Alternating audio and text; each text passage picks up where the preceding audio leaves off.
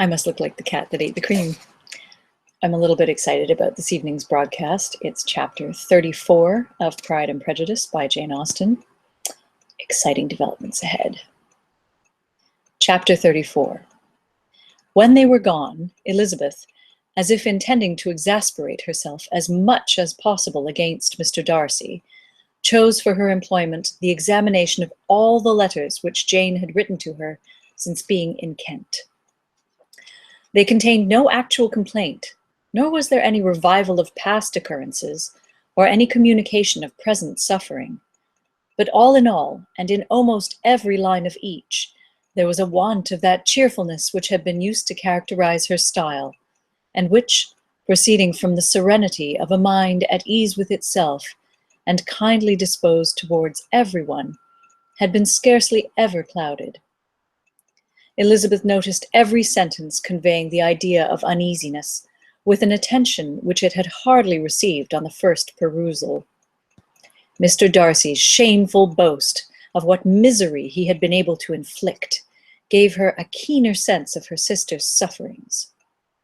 It was some consolation to think that his visit to Rosings was to end on the day after the next, and a still greater, that in less than a fortnight she should herself be with Jane again, and enabled to contribute to the recovery of her spirits by all that affection could do. She could not think of Darcy's leaving Kent without remembering that his cousin was to go with him, but Colonel Fitzwilliam had made it clear that he had no intentions at all, and, agreeable as he was, she did not mean to be unhappy about him. While settling this point, she was suddenly roused by the sound of the door-bell, and her spirits were a little fluttered by the idea of its being Colonel Fitzwilliam himself, who had once before called late in the evening, and might now come to inquire particularly after her. But this idea was soon banished, and her spirits were very differently affected when, to her utter amazement, she saw Mr. Darcy walk into the room. In an unhurried manner, he immediately began an inquiry after her health, imputing his visit to a wish of hearing that she were better. She answered him with cold civility. He sat down for a few moments, and then, getting up, walked about the room. Elizabeth was surprised, but said not a word. After a silence of several minutes, he came towards her in an agitated manner, and thus began. "In vain I have struggled. It will not do. My feelings will not be repressed. You must allow me to tell you how ardently I admire and love you."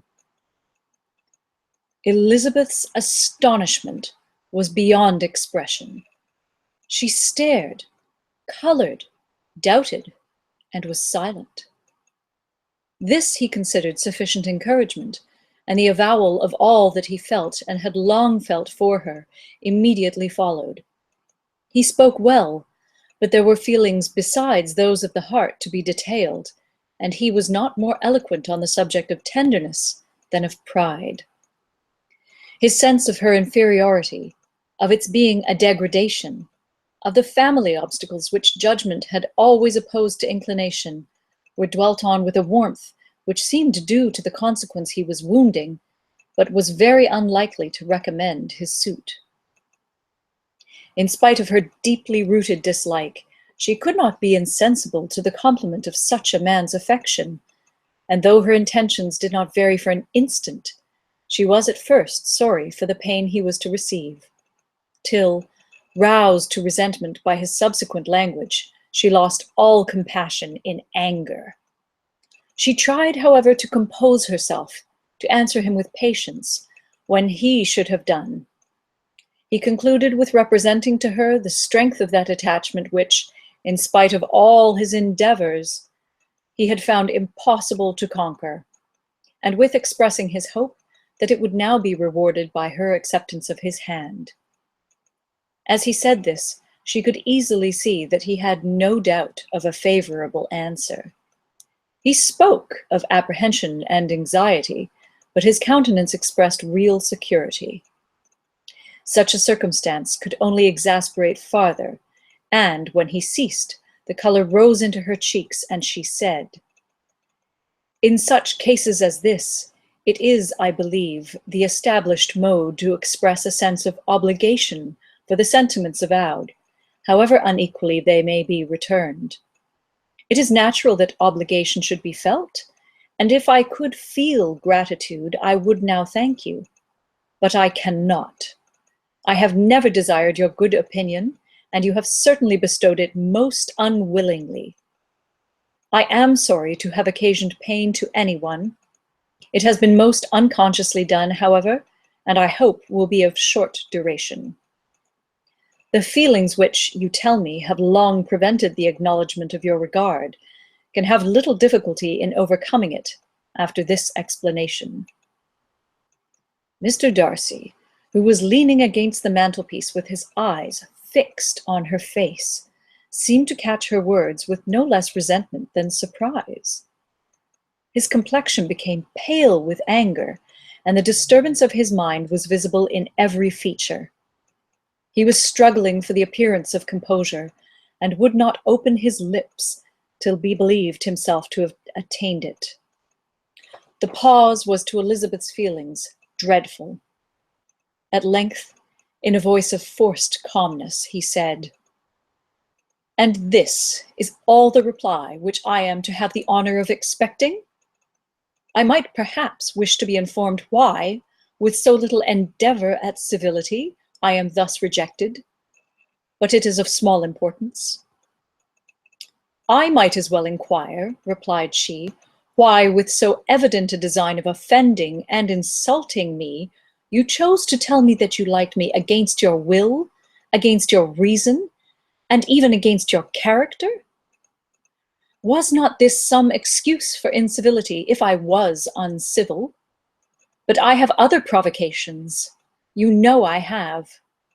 Had not my own feelings decided against you, had they been indifferent, or had they even been favorable, do you think that any consideration would tempt me to accept the man who has been the means of ruining, perhaps forever, the happiness of a most beloved sister?" As she pronounced these words, Mr. Darcy changed color, but the emotion was short, and he listened without attempting to interrupt her while she continued, "I have every reason in the world to think ill of you. No motive can excuse the unjust and ungenerous part you acted there. You dare not, you cannot deny that you have been the principal, if not the only means of dividing them from each other, of exposing one to the censure of the world for caprice and instability, and the other to its derision for disappointed hopes, and involving them both in misery of the acutest kind." She paused, and saw with no slight indignation that he was listening with an air which proved him wholly unmoved by any feeling of remorse. He even looked at her with a smile of affected incredulity. "Can you deny that you have done it?" she repeated. With assumed tranquillity, he then replied, "I have no wish of denying that I did everything in my power to separate my friend from your sister, or that I rejoice in my success. Towards him, I have been kinder than towards myself." Elizabeth disdained the appearance of noticing this civil reflection, but its meaning did not escape, nor was it likely to conciliate her. "But it is not merely this affair," she continued, "on which my dislike is founded. Long before it had taken place, my opinion of you was decided. Your character was unfolded in the recital which I received many months ago from Mr. Wickham. On this subject, what can you have to say? In what imaginary act of friendship can you here defend yourself? Or under what misrepresentation can you here impose on others?" "You take an eager interest in that gentleman's concerns," said Darcy, in a less tranquil tone, and with a heightened color. "Who that knows what his misfortunes have been can help feeling an interest in him?" "His misfortunes!" repeated Darcy contemptuously. "Yes, his misfortunes have been great indeed." "And of your infliction," cried Elizabeth with energy. "You have reduced him to his present state of poverty. comparative poverty. You have withheld the advantages which you must know to have been designed for him. You have deprived the best years of his life of that independence which was no less his due than his desert. You have done all this, and yet you can treat the mention of his misfortunes with contempt and ridicule. And this, cried Darcy, as he walked with quick steps across the room, is your opinion of me. This is the estimation in which you hold me.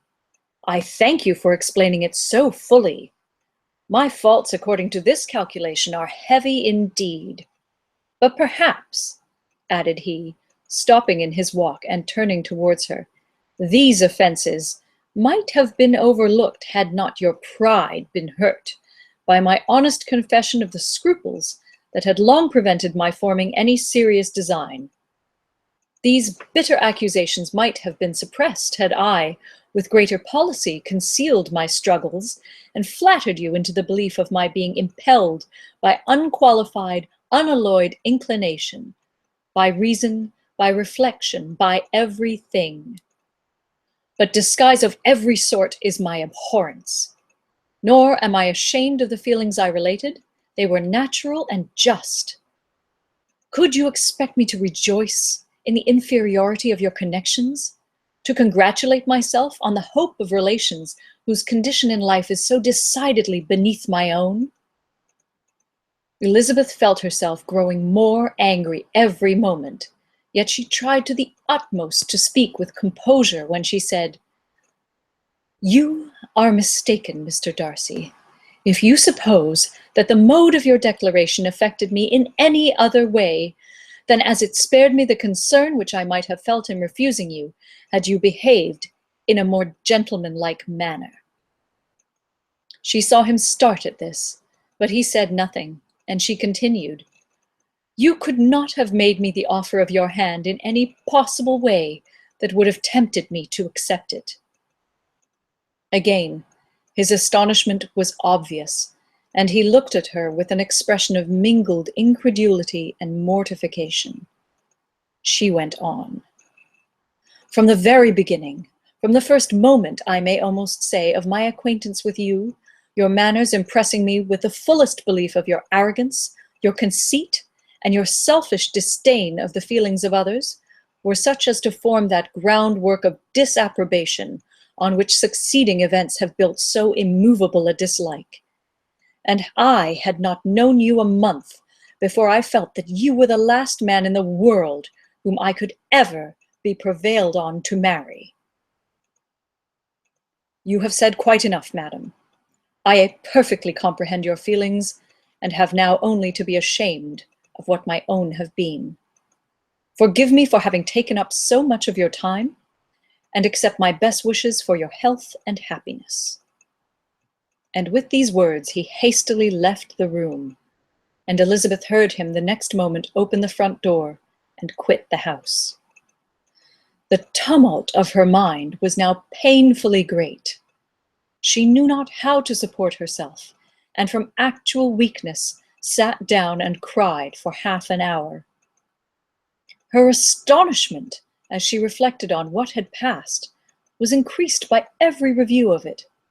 That she should receive an offer of marriage from Mr. Darcy, that he should have been in love with her for so many months, so much in love as to wish to marry her in spite of all the objections which had made him prevent his friends marrying her sister, and which must appear at least with equal force in his own case, was almost incredible. It was gratifying to have inspired unconsciously so strong an affection, but his pride, his abominable pride, his shameless avowal of what he had done with respect to Jane, his unpardonable assurance in acknowledging, though he could not justify it, and the unfeeling manner in which he had mentioned Mr. Wickham, his cruelty towards whom he had not attempted to deny, soon overcame the pity which the consideration of his attachment had for a moment excited. She continued in very agitating reflections, till the sound of Lady Catherine's carriage made her feel how unequal she was to encounter Charlotte's observation, and hurried her away to her room. Thus ends chapter 34. Join me tomorrow for chapter 35.